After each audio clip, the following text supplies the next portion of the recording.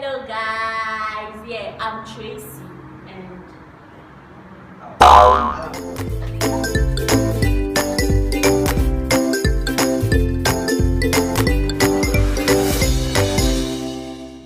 the topic is parents are solely responsible for whatever their children grow into. Yeah, so guys, I am for the motion. I'm for the motion. Why am I saying this? No parent will be proud and boast of his or her child being an armed robber, a prostitute, a thief, anything. Okay, no parent will be proud of it. But then every parent needs what? Glory. Do you get me? So yeah, because of that, there is a big tax on a parent to perform so as to let the child end up well in what? Future. These are my points. The first one is supervision and control. It is the duty of the parent to supervise the child and control the child. Like, the parent should know what's up. Like, yeah, you should know the footsteps of the child. Yeah, anything that the child will do, the kind of friends the child is having, everything, so that you correct her when you correct the child anytime that child goes wrong. Okay, it is the duty of you, the parent, to do that. And then my second point is that the bond between you, the parent, and the child should be, you get it, yeah, it should be like something like besties. Okay, so that the child will open up to you, the parent. Okay, the child will not be hiding things from you. It shouldn't be the relation that the child will see you and the child will see you like his or her scary math teacher at home in the school, and then will be scared of you and won't even approach you. You understand? Yeah. So it is the duty of the parents to make sure you get closer to your child and know every movement of your child. Okay. Also, the third point is give guidance and counseling to your child. You make sure you guide them, tell her the kind of friends to make, things. Even though I know he will say peer pressures and atmosphere, everything, different kinds of things, but when the foundation given to the person at home is very strong, the child won't change. Like, the child will stick to the rules and regulation or how that person was trained up. So yeah, that's my point, guys. Me, whatever that the child will grow into, I will say the parents are responsible for that. Thank you. Just for this video, there will be a poll after this video. So if you think for whatever she said for the motion was right, vote for her. And whatever I said was right, you also vote for me. And before I start, she said something like effective supervision. What if the supervision of the child is not effective? For example, you train the child very well in the house and goes to school.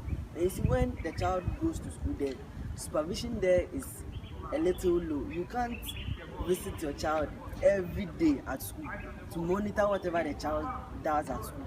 So in a situation like that, the supervision there is very low.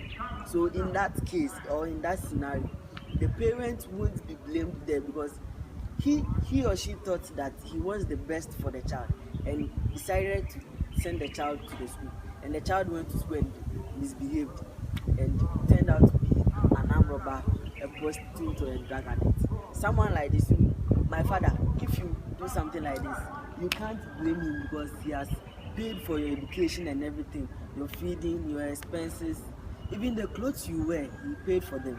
So someone like that, you can't blame him if you go wayward. And the second point, she said peer pressure. When you go to school, another one, when you go to school, or let me say this, all the points she raised, it was in favor of those parents who are responsible towards their children. What if the parent here is irresponsible and the child goes to a school or a church and finds out that if I do this and this and this, I will be successful in life? Meanwhile, the parent is not doing that in the house or doing that for the child. In a case like this, you can't congratulate the parent on the child's achievement, because the parent played no role in whatever the child turned out to be.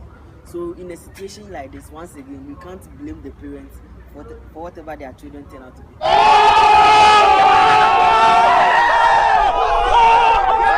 So now we will have our cross-examination. First question. Okay. Would you be happy if your child end up as a drunkard, as an armed robber, as a prostitute? Would you be happy? No. No. So you should cater for that. You should avoid that by giving the child a good training. Okay? So yeah, that's it. What if in a neighborhood like Kanishi or Sukura, Yeah, Sukura. most of the parents there were they grew up from the streets. So families like that, you don't expect, even though the parents want their children to be better than them in a way, you can't dream for the child.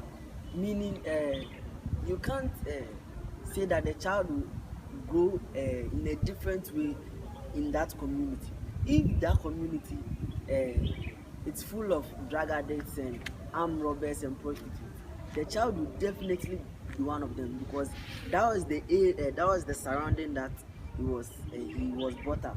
So in a situation like that, you can't blame the parents here. You have to yes, you can't blame the parents, because mami no niska ehwa no better.